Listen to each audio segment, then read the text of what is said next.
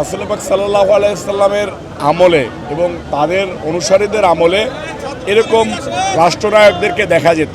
জনাব তারেক রহমান সাহেব দেখেন কুরবানি ঈদে যাতে রাস্তায় বর্জ্য ময়লা এগুলা পড়ে না থাকে সে কারণে 4 ঘন্টা একজন প্রধানমন্ত্রী রাস্তায় রাস্তায় ঘুরেছেন।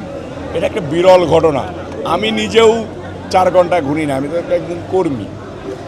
আমার মনে হয় না যে কোনো সরকারের সময় কোনো মন্ত্রী কোনো এমপি রাস্তায় রাস্তায় 4 ঘন্টা ঘুরছে তার নিজ এলাকায়, আমার মনে হয় না।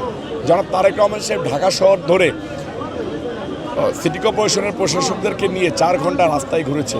এটা বাংলাদেশের ইতিহাসে নজির এবং বিরল। দেখেন বর্তমান সরকারের মেয়াদ তো অল্প দিন, 3.5 বা 4 মাস চলতেছে। ইনশাল্লাহ বিএনপি যে কয়বার ক্ষমতায় থেকেছে জনগণের প্রত্যাশা অনুসারেই কাজ করেছেন। তারেক রহমান সাহেব এই 3-4 মাসেই জনগণের নেতাতে পরিণত হয়েছে।